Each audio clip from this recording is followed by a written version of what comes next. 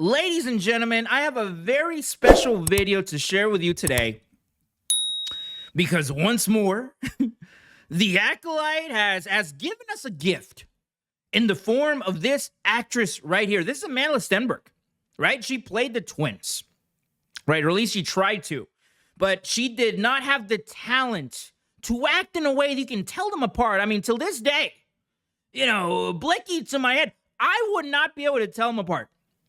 But now she has taken to the internet in a very weird manic video right here where she is attacking you, the fans, for not liking the show. And now, you don't have to be a genius, right? You don't have to be a psychic to know in which direction she's going to go to attack you for not liking her dog shit show. But anyway, I'm going to show you this video. And as I go along, as I play this video, it's going to be a long video because I'm going to show you the entire thing. I'm going to tell you exactly what I think. So I hope you enjoy. And again, if you haven't already, like and subscribe. Share this video. Spread the word. We're trying to get this channel to 10,000 subscribers by the end of this year at the very least. I think we can reach 1 million, but I think 10,000 is a conservative, modest number. Enjoy. I thought I would get on here and just speak candidly. I hate doing this. But I'm gonna do it. I don't use social media very much anymore, and I'm so happy about that. But there are many folks out there that I want to acknowledge and I want to show appreciation and love and support for. So that's why I'm hopping on here to talk about this, which is that our Star Wars show has been canceled. Yes, let's get a round of applause for that. Round of applause. That is terrific news. They got canceled thanks to you, thanks to me. Wonderful news that her show, the dog shit show that was The Acolyte, got canceled. But anyway, Amandla, please continue. And I'm gonna be transparent and say that it's not a huge shock for me. It wasn't a huge shock for any of us either. Again, round of applause. We knew the second that this show, The Acolyte, was announced, and in the manner that it was being promoted, with pushing identity politics, pushing this woke garbage, and never once mentioning a good, compelling story, I knew that this show was going to be trash. I ain't going to hold you. But anyway, let's continue once more with Amandla. Of course, I live in the bubble of my own reality, but for those who aren't aware, there has been a rampage of vitriol that we have faced since the show was even announced, when it was still just a concept and when no one had even seen it. And that's when we started experiencing a rampage of, I would say, hyper-conservative bigotry and vitriol, prejudice, hatred, and hateful language toward. Yep. As you can tell right there, Amandla was trying to remember all the buzzwords that she was fed in order to use to attack you. But please, Amanda, continue. And, you know, this really affected me when I first got the job, because it's just not something, even though I anticipated it happening, it's not something you can fully understand what it feels like until it's happening to you.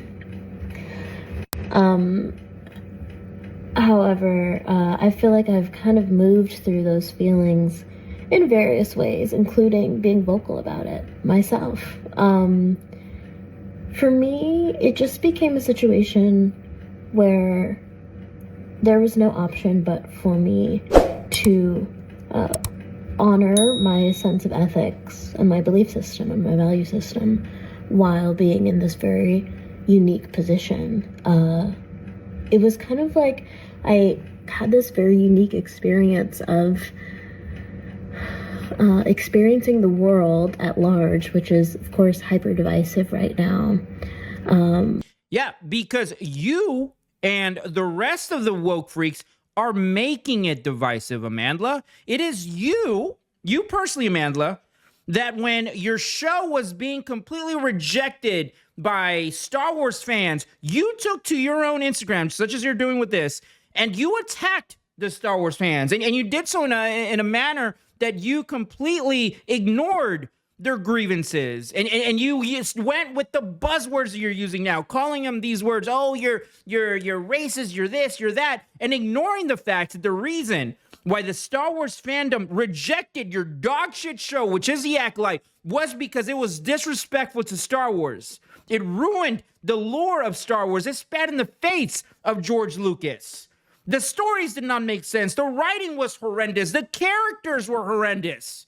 Everything about the show was horrendous, and that never once has been mentioned in these responses by these actors, including in this video. But anyway, let's continue with Amandla. On that topic, I just have to say it has been an incredible honor and dream for me to be in this universe.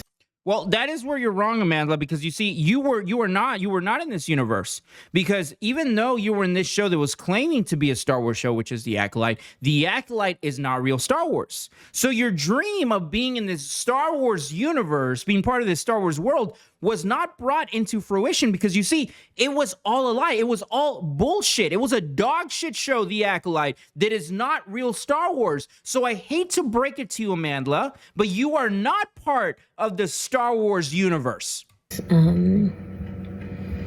It still feels, even though, of course, I'm very sad about the show being canceled.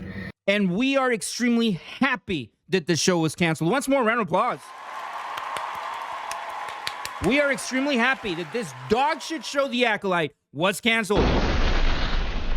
And I'm sad about us not being able to give people who are invested into it more, because they'll just feel a lot of levity and joy around the fact that I got to experience it, and that people loved it. And like 25 people like this show, and that 25 people, honestly, I feel like they need to be in some sort of institution where they receive help, because there is nobody except for maybe Ray fans, Star Wars, Disney fans, you know, these people that should be institutionalized, that in their right minds, they would actually find this show enjoyable in any way.